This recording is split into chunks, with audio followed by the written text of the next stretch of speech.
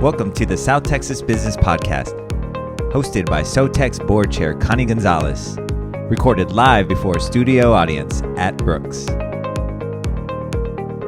An exciting topic today, all roads lead south, state of energy, and I'm a little bit outweighed. Corpus Christi is taking over here on the stage.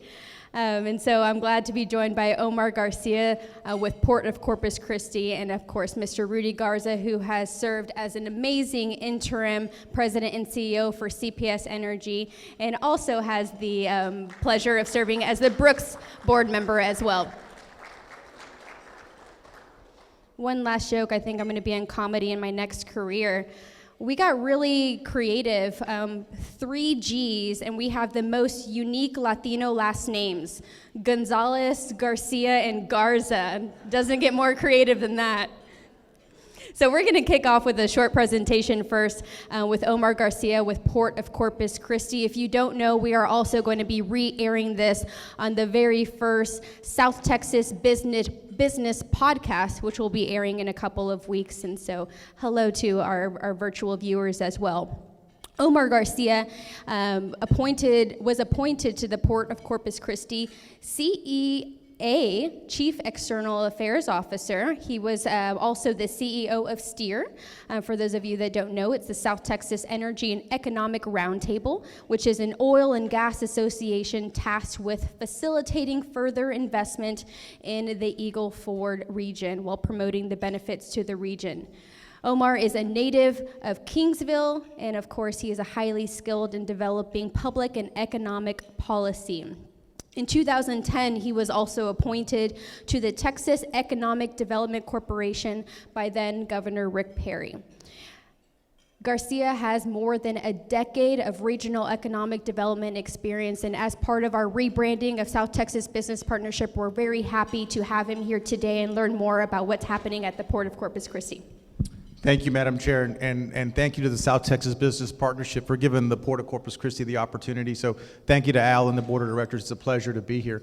I want to walk you through a little bit about what's going on at the Port of Corpus Christi. For those of you that are not aware, the Port of Corpus Christi has become the largest port in the United States of America.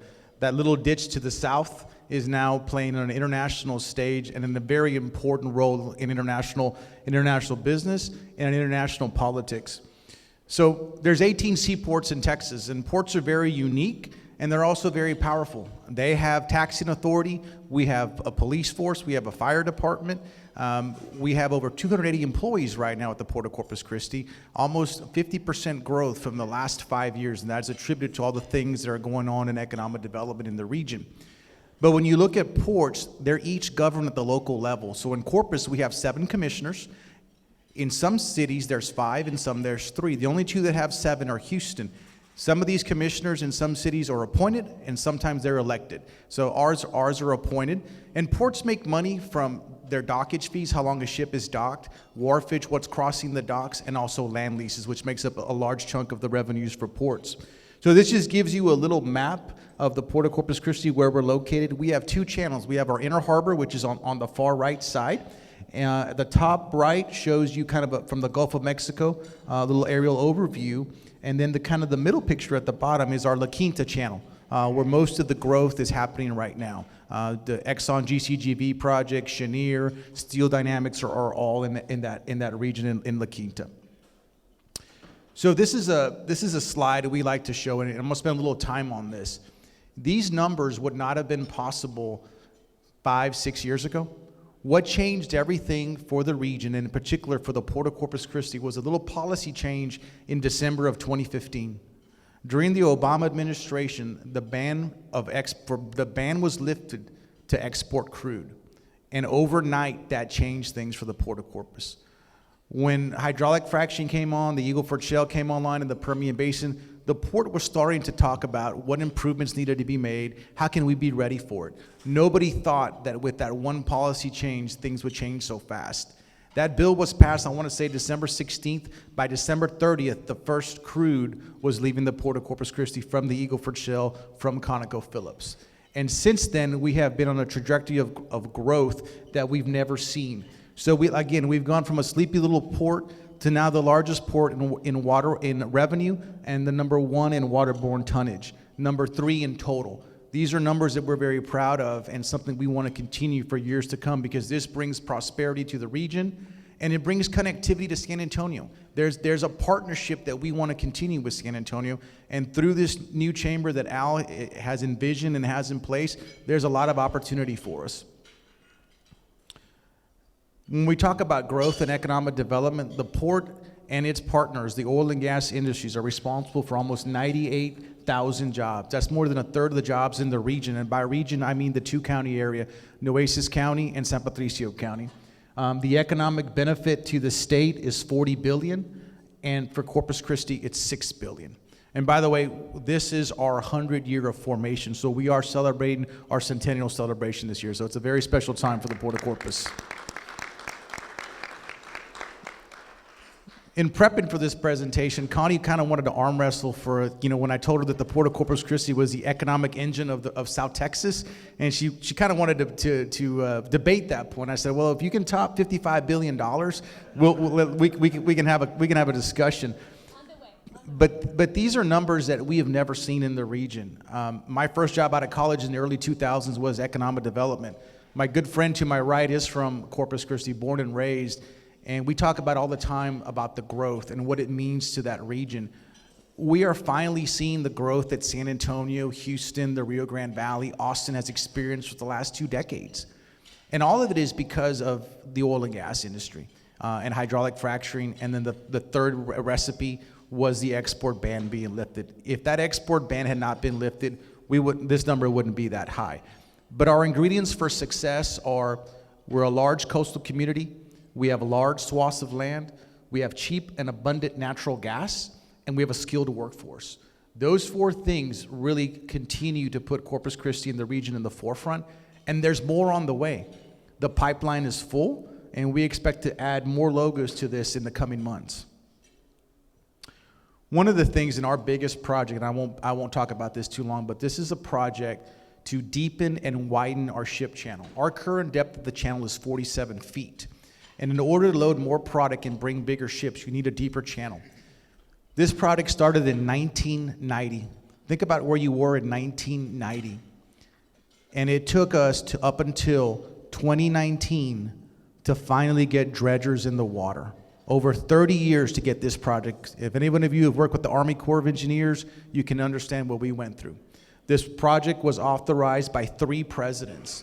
And we first got in the budget under then President Trump twice, and then once under President Biden. So I'm happy to announce we are in the president's budget, and we have project closeout at $157.3 million. It's not over till the budget gets passed, but we feel pretty confident that that number will remain intact. And so this just gives you an overview. Phase 1 from the Gulf of Mexico just past Harbor Island is complete. Phase 2 and 3, you have dredgers in the water. And then phase 4, the 157 will fund that. We hope that this project will be completed late 2023 or within the first half of 2024. And the reason this is so important is we can put more American clean energy in ships, more LNG, more American crude. When the war in Ukraine started, which is, as we know, is a very sad situation, and we pray for those people daily, but the Port of Corpus Christi became the spotlight for this.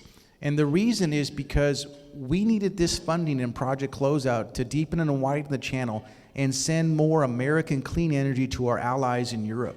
Europe is a large recipient of the products that come out of the Port of Corpus Christi, whether it's crude or whether it's LNG. Our five top destinations are Europe, Asia, India, Canada, and South America. That's where the majority of our product is going. And 85 to 95% of it is liquid. It's oil, it's LNG, and it's refined fuels, petrochemicals. On any given day, the port exports 1.6 to 2.1 million barrels of crude. Let me repeat that. 1.6 to 2.1 million barrels of crude a day leave the Port of Corpus Christi in a time when only 5 to 6 million barrels are produced daily. So we have over 60% of the market share in the Gulf region. And in order for us to remain competitive and keep that market share, we have to have that channel deepen and widen. And so when we were going through the process of getting in the president's budget, we had to remind them that the Port of Corpus Christi is your gateway to other international markets and to our allies. And I'm here to say that that message resonated with the administration, and that's why we were in that budget. So while the Ukraine war is a very sad situation, we were able to use that and tell the administration we can help. We can help provide more energy to our partners if you help us deepen and widen our channel. So the message was received. As we look at what our next 100 years look like, we know that crude and LNG and refined products is going to be our future. Everybody talks about energy transition. We don't talk about energy transition because we're not transitioning from our core base. We call it energy evolution. And by energy evolution, we're talking about carbon capture sequestration. We're talking about exporting hydrogen. And so these commitments to the environment is something that we've had for the last 10 years. We went from CCR to ESG, right, in January of 2021. But we had these programs in place, and one of the things that we brag about is if you've been to the Texas State Aquarium and you've gone to the dolphin exhibit, the water from the ship channel is drawn directly to that exhibit. So that is a testament to the port and its customers keeping Texas oil out of Texas waters. So that's our commitment to the environment. Corpus Christi is still in air attainment. We have clean air. We're well below the federal threshold, but we also know that it's important that we continue to do everything we can to reduce emissions. I know I'm running out of time quickly, but we've converted our fleet to electrical. We are looking at large-scale carbon capture sequestration, which is taking the carbon from those large target sources and sequestering that carbon on port-owned land or in the Gulf of Mexico. And then our next leg up as our crude story will be green hydrogen or green ammonia. Asia and Europe need hydrogen. That is the future. Houston is looking at it just from a perspective of for industrial use. We don't have a large industrial base as Houston. So when we look at hydrogen, we're looking at it from an export. And those are some of the companies that we're working with.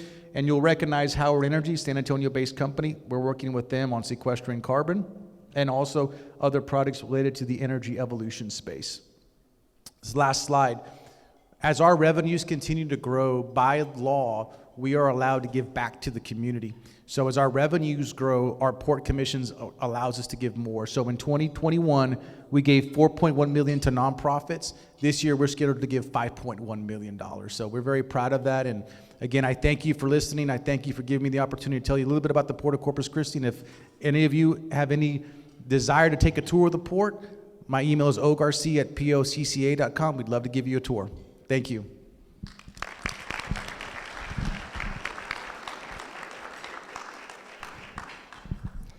Before we start the Q&A session, our next presenter is Mr. Rudy Garza. Again, seriously, please take a second to give this man another round of applause for serving as an incredible interim CEO.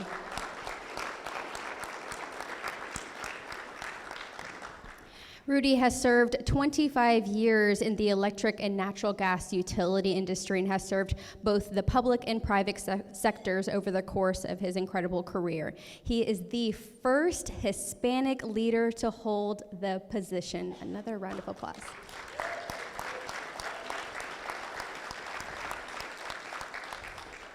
Rudy joined the CPS Energy team, which is represented very well here today. He joined the team in 2012, previously serving as the Chief Customer and Stakeholder Engagement Officer and as the Senior Vice President of Distribution Service and Operations. He has also served the company in the role of VP of External Relationships. And Rudy, again, like I mentioned earlier, serves on the Brooks Board of Directors and is a past chair of then the South San Antonio Chamber of Commerce. Thank you. Let me start off. I'm going to do a couple things. I want to congratulate the South Texas Business Partnership under the leadership of Al Ariola, who has been a visionary in the leadership of the little chamber that's not so little anymore.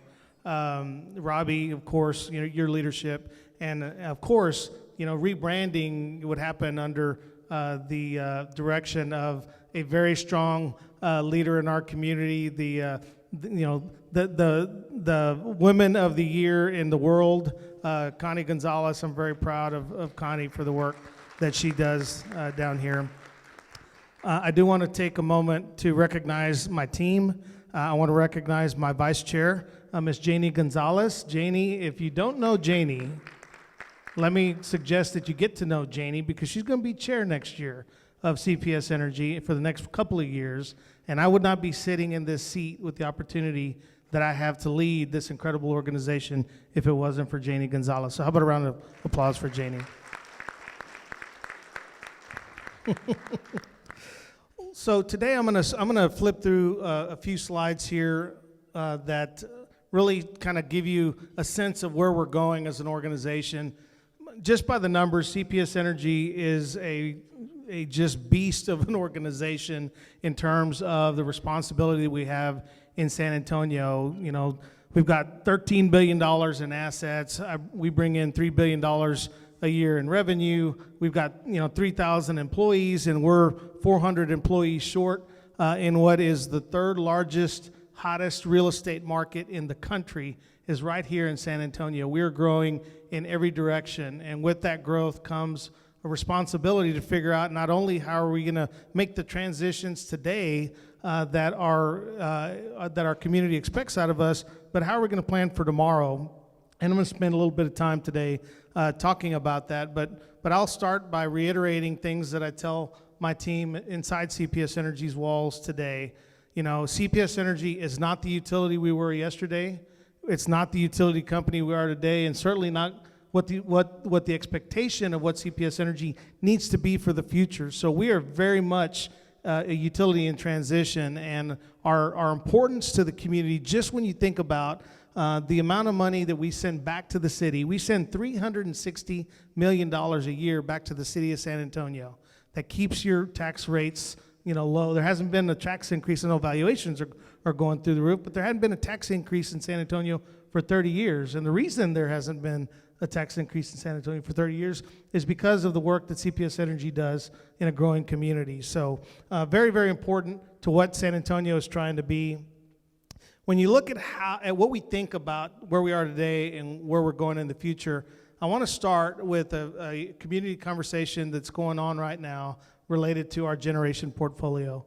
Back in the 80s, we were all 100% natural gas, which meant when gas prices went up, our bills went up. When gas prices came down, our bills came down. And over the last 40 years, we really have been transitioning towards a diversified generation portfolio, and we've executed that really, really well as a community. We made the investments to ensure that we were always hedged in one way or another so that we weren't subjected to the price of the market. And our assets are getting old. We're having a conversation right now about our community wanting us to move away from coal, which is great, but that coal also has given us an opportunity at a diverse fuel mix over the years. And so we can do that. What I'm doing right now and what our team is doing, we're listening to the community, and we're working on putting information in front of our board to make these really difficult decisions going forward. But it doesn't come without a price. It doesn't come without an impact and create risk to our customers in a community that, by and large, is 60% low to moderate income. And so, we have to kind of keep an eye on who we are, our affordability, make sure, I got to keep my system reliable, got to keep the lights on, got to keep the gas flowing, but we also have to be environmentally responsible. And so what you see there on the right is those three kind of highlighted assets are assets that likely we will have to move away from over the next 8 to 10 years. And so we're having a conversation right now about what do we do about that. The technologies you see on the right-hand side of the slide up there really those are the options. Surely we're going to do more solar. I'm ready to sign 900 megawatts of solar capacity today if I can get my team to get those contracts done and get them to me. We're bullish on battery storage, certainly part of the equation, but natural gas will need to continue to be part of our transition as we move away from coal and try to continue to maintain a diversified portfolio. We're going to diversify with technology, but natural gas has to be part of the equation because that's what will keep our system reliable. So when we talk about the generation portfolio of the future, it's going to continue to involve natural gas if we want to move away from coal in a thoughtful and responsible manner. These are just kind of the sites of the three plants, sites that we're going to have to deal with. The Summers and the Braunig units are old units. They're not efficient. We've got to move away from those regardless of what we do with the spruce units. But this represents 3,000 megawatts of a 5,000 megawatt system that we have in terms of power generation capacity. So we're not talking about making small decisions here. This is a fundamental shift in what CPS Energy has been in the past, and we've got to really understand what the decision point that's in front of us. Again, we have what we call the Flex Power Bundle that's in process. That's the 900 megawatts of solar, 50 megawatts of wind, and 500 megawatts of what we're calling firming capacity, which will likely be natural gas. So what we're going to do is we buy a lot of gas every year to run through our system to fuel our power plants. We're basically going to rent another entity's power plant. We're going to run our gas through it. We're going to buy back the capacity that the power plant produces, and that'll allow us some flexibility to start making these real critical decisions about closing some of these older units down. So, anybody who thinks CPS Energy doesn't have a plan, we've got a plan. We know, what the recommendation is going to look like for our board. We're seeking community input right now on that, but we certainly are ready to thoughtfully, move into the future. I just want to, Omar talked about their work on the environmental side. CPS Energy is #1 in solar in the state of Texas, #5 in the country. We are #2 in wind in the state of Texas. So don't ever let anybody tell you that CPS Energy is not as environmentally thoughtful a utility company, because we are. We were first adopters of technology that it took the utility industry in our state a lot of years to move towards. And with the 900 megawatts, we will firmly put ourselves in that #1 position for, in the years to come. So, and it's everywhere. Again, me being a Corpus boy, I love Corpus wind. Corpus wind blows during the day when I need it. That West Texas wind blows at night when it's not so valuable. And we buy as much coastal wind as we can possibly get our hands on. And a lot of it is coming right through the port of Corpus Christi. I could have actually given Omar's presentation too, because for 5 years I spent my time down at the city of Corpus Christi selling the Port of Corpus everywhere I could. Here are just some strategic questions that the board is facing right now. How do we maintain fuel mix diversity with the new technology that's coming? What are our building blocks to keep our generation portfolio resilient? Everybody is still, reeling from, Winter Storm Uri. We want to make sure we don't put our system in a situation where we're going to have to worry about that going forward. So it's not just about environmental responsibility, which is hugely important.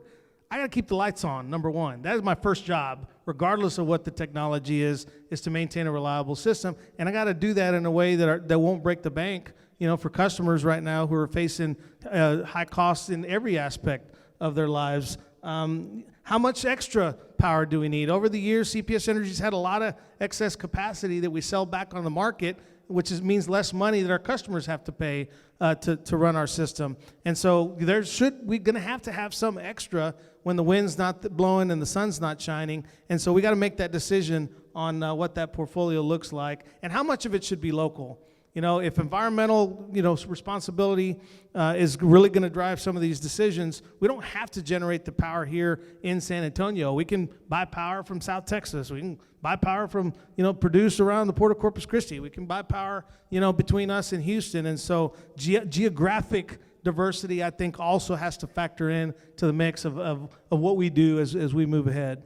So, this is kind of where we are in the conversation. It really started with the rate case discussion at council. They were clear that they wanted us to take on this generation conversation, and we are. We're firmly in the middle of that conversation. Our rate advisory committee, our citizen advisory committee are both giving us input, and we expect our board to really begin these deliberations to make some of these decisions by the end of the year. And it's a tough job. The one entity in this community that has the responsibility to make this decision is my board of directors. And so it's my job to give them the information they need to make a thoughtful decision about the future. It's really, really important. Thank you. Thank you, Omar and Rudy. A couple questions, and I'll try to leave a time for at least one question from the audience. Omar, we're going to start with you. And so we're coming off of a never-ending pandemic, it seems, and then we're also in a war is going on between Russia and Ukraine. How have those two significant events helped you evolve what's going on at Port of Corpus Christi? No one knew about ports until you couldn't get toilet paper, right? Or you couldn't get that Christmas gift, and all of a sudden the word supply chain was very important to people.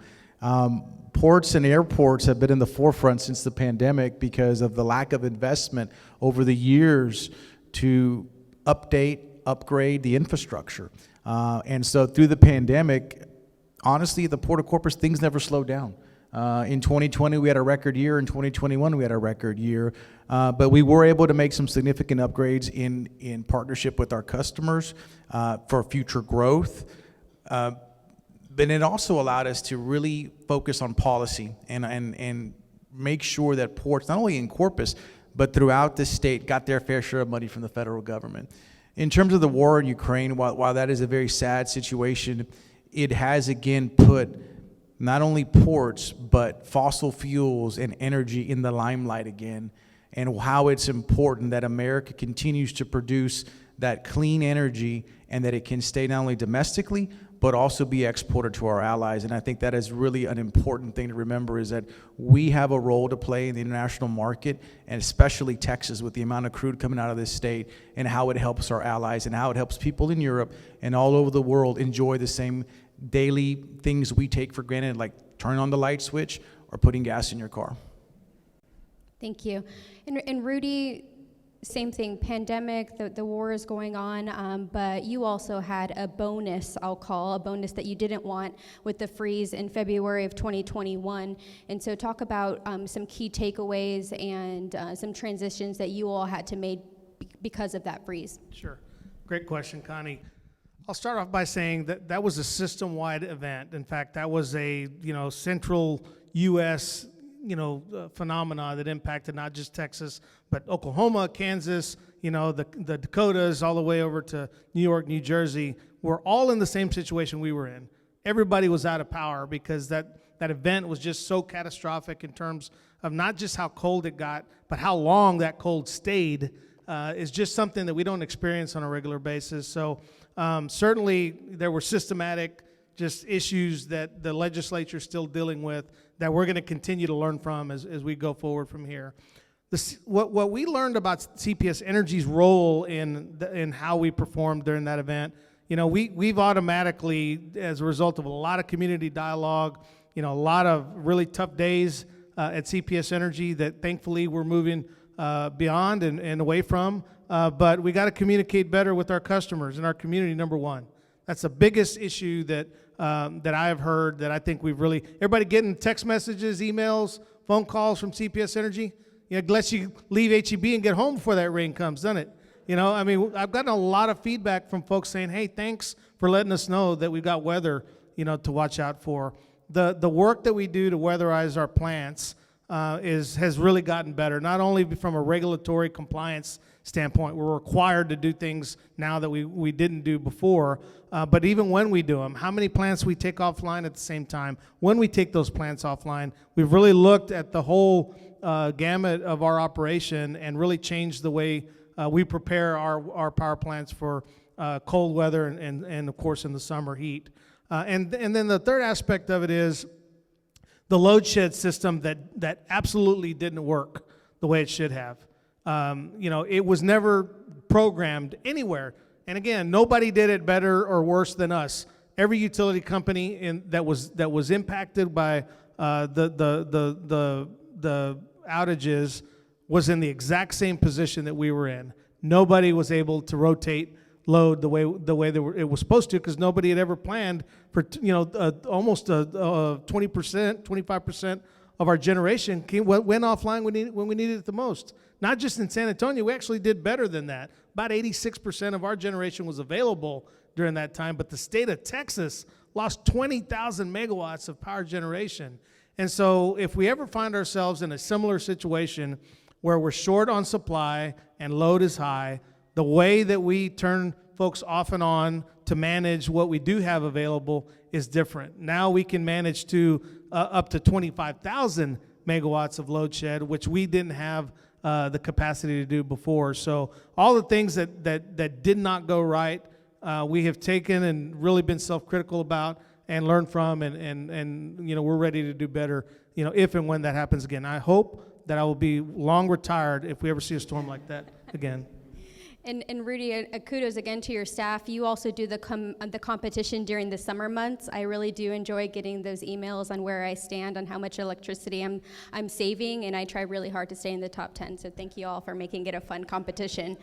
The rate increase, in my opinion, too much time passed with the rate increase. Talk about the balance and some of the projects or strategy that y'all are working on now, balancing getting ahead while also respecting that you can't have a rate increase and you need to respect taxpayers at the same time. Well, again, our approach has always been we're not going to ask for a penny more or a penny less than what we need. We're not our funding stream is not tax dollars. A lot of times you think about we're a public utility, that's tax money. It's not tax money.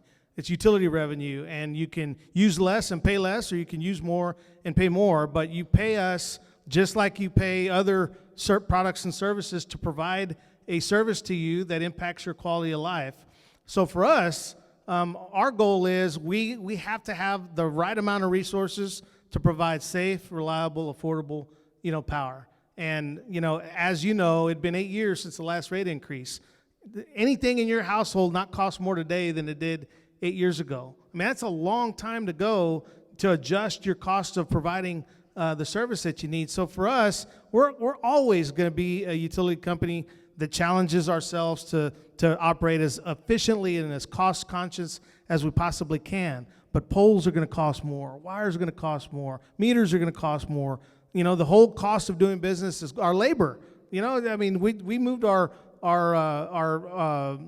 entry-level wage, minimum wage, from $15 to $18, and it's costing us right now $21 in some cases to get entry-level positions filled. That's just a market dynamic. I got to pay, to get a body in a seat where I need it, and so those are just realities of doing business that we're going to have to deal with in a thoughtful manner. But I promise you this: every time we come to our community asking for more resources, I'm going to prove to you that we've done the best we can with what you've already given us. I'm going to be real clear with you about what that additional investment that we're asking for is going to pay for, and I'm going to be held accountable, for all those things that it takes for us to run the business in the way that we've told you we are. And so all I can do and all our team can do is be accountable for the commitments that we make to the community and let you decide whether or not we're doing a good job. But we're always going to be thoughtful about when we have to come in for a rate increase and really communicate that to the community. So at least even if you don't agree with it, anybody ever want a rate increase? Raise your hand if you want a rate increase. I'll help you out. Nobody wants a rate increase, right? But at least at a minimum, I want you to understand why it's necessary. And I think we did much better job this time, maybe than we have in the past. I raised my hand and I meant it, because if it means better investment and more innovative projects, then I'm all for it. You have to spend $1 to make $2 sometimes, right?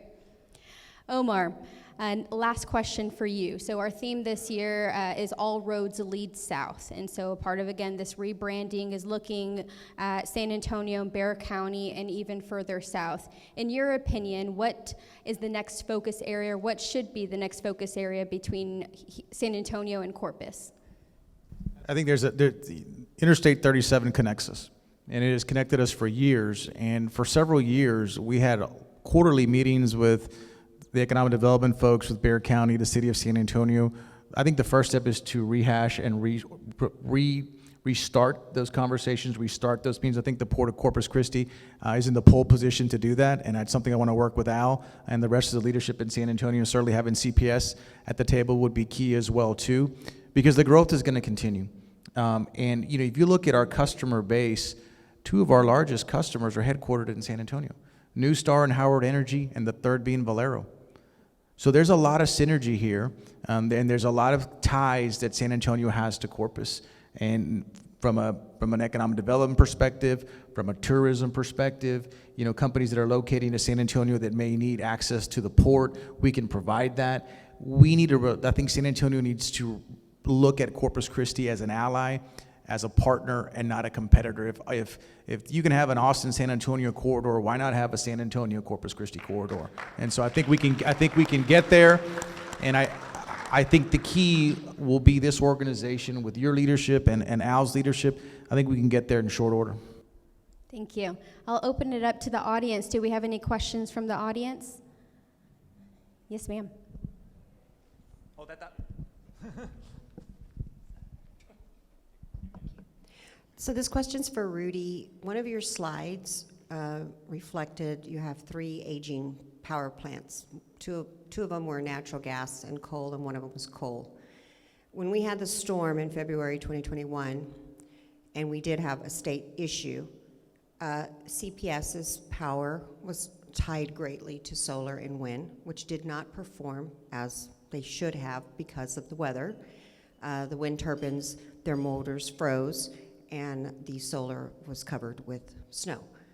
And so my question is, with natural gas being a clean burning fuel, definitely better for the environment, what plans is CPS doing to ensure that you have adequate natural gas supply when we have these kind of storms?